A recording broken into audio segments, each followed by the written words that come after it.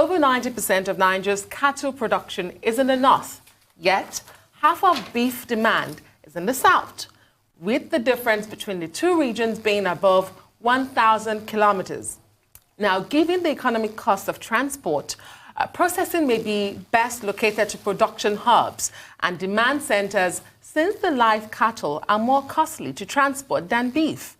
It is a statement that pretty much summarizes the circumstances surrounding the current angry exchanges about herdsmen and their havoc they are bringing to farmlands in the southern parts of the country. But for a discussion around how cattle rearing can become a veritable source of utilizing dormant land resources and making lots of money to both, we are now being joined by Tilewa Adebajo, Chief Executive Officer at CFG Advisory. Welcome to the program. Good morning. Tilly, good morning. Good morning, Ruben. Yeah, but I'm just seeing you first time in the year. I know you and I, we have an outstanding or resolved matter. My apologies. But quickly, how do we deal with this livestock value chain, particularly with regard to cattle rearing? The federal government talks about livestock transformation plan, but all of that has been reduced to cattle rearing, cattle grazing, and that has caused very big problem. You are an economist. How do we communicate the fact that, look, cattle rearing is a business and that we can have a value chain that is of greater value than the conflicts, the violence that we see around, cattle rearers and farmers? Thank you very much, Ruben, and good morning and a Happy New Year. Well, it is rather unfortunate because we're dealing with an industry that is a multi-billion-dollar business. We all know that agriculture constitutes about 23% of our GDP, and if you take a look at the value of that GDP now on a GDP of about 400 billion, that's close to about maybe 80, a significant amount. And the cattle side of it in itself is quite significant. In Lagos alone, we slaughter over 10,000 head of cattle a day. If you take a look at an average cost of about 200,000 naira, you're looking at a business that is worth close to 2 billion naira a day in Lagos alone on just slaughter.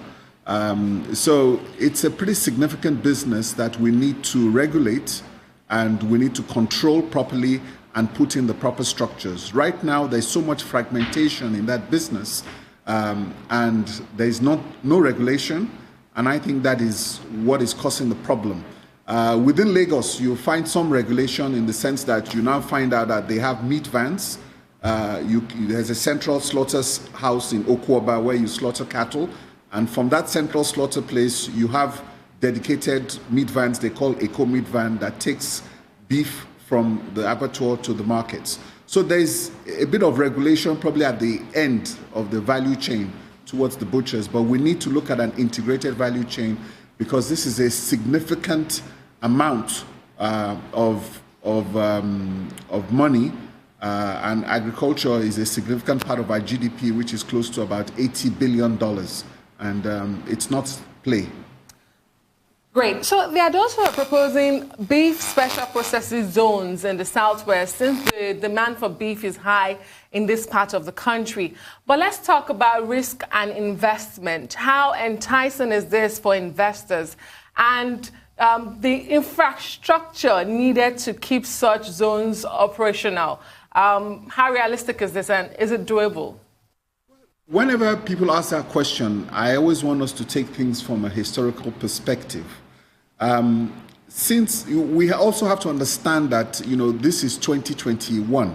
We are no longer hunter and gatherer societies, and we have a population of 180 million that we need to cater for. Let us step back a little bit and let's take a look at when we had regions.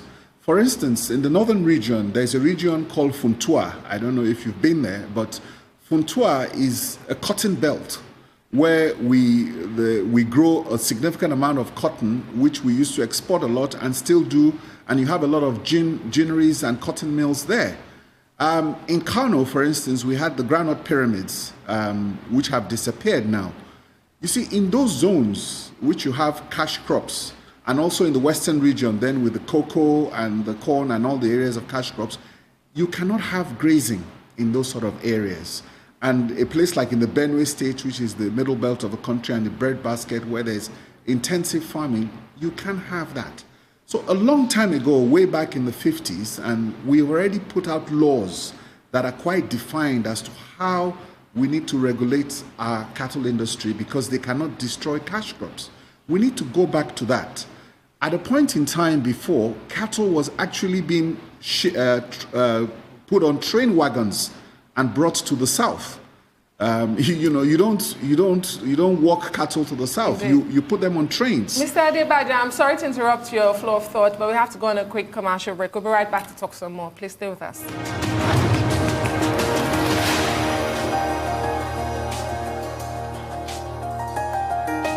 Thank you for staying with us. You're watching the Rise Morning Show. Well, we still have Tilewa Adebajo, who's the Chief Executive Officer at CFG Advisory with us. Thank you so much for staying with us. If you could just round up on your point, because you were speaking to my question about the establishment of this beef processing hubs or zones in the Southwest, the investment risks and infrastructure, involved. Well, let's just say in summary that we had these structures in place before, and the beef processing zones, like I've said, are just a way to modernize those existing structures to be able to create a value chain, a regulation that will make it attractive for investors to come in to put money into this business because it is a viable business. We have a teeming population, but it needs to be done right, and we can secure the right investments. For instance, Brazil exports close to $8 billion worth of beef annually. That is a quarter of our foreign reserves of about $35 billion. Right. I mean, great point you made. And I had a lot of glee in my eyes when you talked about the fact that we used to have trains and wagon trains carry cattle. I mean, I remember those videos, made by the colonial government back in the days of, I think it was UAC precisely, that carry all of this, cattle in the wagons and send them down to the south from Kano when the rail lines were still working. These were the good old days. These were the days where we had Obudu Cattle Ranch. Nobody talks about Obudu Cattle Ranch again. What is happening to ranching? If in the 50s, we could all come together and consensually set up a cattle ranch, what is happening to ranching? Because you're talking about Brazil, you're talking about Argentina with a lot of beef. They have ranches. Yes, we also do have ranches. And even in the Southwest, we have the first ranches in the Southwest were set up by the colonial government in the 1940s. The Western Region government took them over around the 1950s. In Fashola in Oyo State, that still exists there, and that was the main breeding center, and they had ranches all over the Southwest, including what is now Okwoba in Agege, where the abattoir is. So those structures are still in place, and what we're saying now is that let us upgrade these structures, let us put in the right regulatory framework, put in the right studies in place, and let the private sector invest in these ranches. Not only do we have Obudu Cattle Ranch, we also have Mambila. Mambila Plateau is also an excellent location that can take an extensive amount of cattle. And also the Sambisa Reserve is also very strategic for that purpose. So we do have the infrastructure and we do have the land, but we need to put it in the right framework and we need to develop the proper value chain. Well, very quickly, I mean, we've been talking business. Let's talk about the politics of it. There's been a lot of ethnicization of the cattle business in Nigeria, ethnic labeling, all of that resulting in security problems. There are persons from the northern part of the country who insist that there should be a cattle ranch in every state in Nigeria or in every community in Nigeria. And then you have people with primordial attachment to land, insisting that, no, the Fulanis who are attached to cattle rearing, cattle business, they should rear their cattle in their own part of the country. And what we can get from the south is just beef.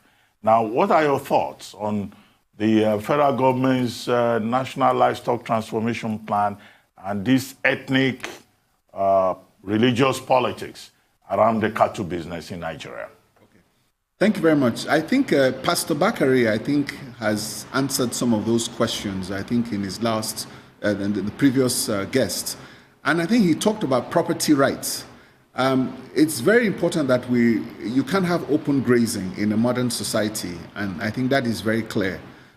So the production of beef right now is done, I think, as Rufai had said, you have to look at ranches. There is a new way to do things. And most of these herdsmen can actually work within the reserves, the grazing reserves that are specified. And when they want to sell their cattle, they can move them to the markets. So there are issues that I think are pretty clear, that because if you move cattle on other people's land, then you're trespassing and you're breaking the law. The problem we have now is that the Fulani herdsman has been weaponized and turned into a tool of insurgency, and it has those ethnic overtones, which is clearly overshadowing a very viable business that we need to talk about. And I think, as Pastor Bakari said, the government needs to live up to its responsibilities, because it has now become a national security issue, and they need to address that. So once that has been addressed, you've come up with a transformation program. It's fine. I mean, this business that we're saying is viable.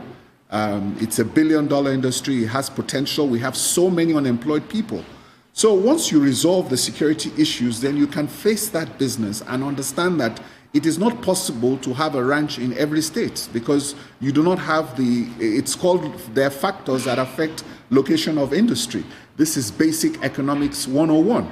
And then, as Rufai alluded to earlier, you need to move this to Mambila Plateau, you need to move it to Obudu, and go to Fashola. There are existing grazing reserves in the southwest. So any activity in that regards must be done in that area, because we have a lot of cash crops, and we need to protect the cash crops. And that is why Governor Akeredolu was trying to protect his forest reserves, because that forest reserves is for timber and the industry of the sawmills, and that takes about 10 years for it to generate. So the logs and that we're cutting now, the trees we're felling for timber and wood now, is log that was planted 3-4 generations ago. So we have to start planting for the next generation. So that is why you see these forest reserves have to be closed for extended period of time, and you cannot use them for cattle grazing. So there is the potential, and I think that if we refocus and we put the right regulation into play, then the cattle transformation plan of the government can come to fruition. There's funds available from the central bank, intervention funds at very good rates, and if you put the right structures in place, you will find investments that will go into this business. I hate to go back, but again to infrastructure, because I'm thinking for us to move from nomadic to modern, the biggest sticky point I see here is power, electricity. How do we solve that? Or is it not a sticky point for you? It is, definitely. And one of the reasons why you say that is the fact that in any modern cattle value chain, the key thing is that you need to maintain the cold chain. And that involves a significant amount of refrigeration. And with refrigeration, require power. So that, while that might be a constraint, I think that in Nigeria, we've learned to develop alternative sources of power. But like you said, I think the key, now that I think we had an announcement last week, positive news that the railway line, the Lagos-Ibadan railway line, has now finally been connected to the Apapa port, which is great news. But don't forget that, in as far as the 70s, that used to be the case. So the infrastructure challenge is something that we always have to overcome. Right now, as you are saying, there are two large cattle markets in the north, Miadua and Potaskum, one in Katsina State by the Niger border and the other in Yobe State. From those two cattle markets, right now you find trailers. They're trucking cattle directly into the southwest. So instead of using trains, now we're using trucks. So those are the sort of inefficiencies you're beginning to see in that system and the infrastructure challenge. But definitely within this cold chain, the cold chain is very critical to the livestock transformation agenda, and there needs to be refrigeration. I know we need to run quickly, but if you can answer this in less than a minute, we are not talking about the milk value chain. We still spend about 500 billion naira to import milk in this country, and we have cattle everywhere. It's 1.2 billion that we use to import milk. So what we're trying to say is that with the cattle value chain, you're not only talking about the beef, you're talking about dairy, but you're also talking about hides and skins. We have tanneries in Kano that export to European designers. So the value of this industry is close to about $10 billion if you look at it. So that's why I'm saying that it is something that we need to look at very carefully, not only for the beef, but also for the dairy and also for the hides and skins. Well, thank you very much, Tilewa Adebajo, for joining us on the morning show.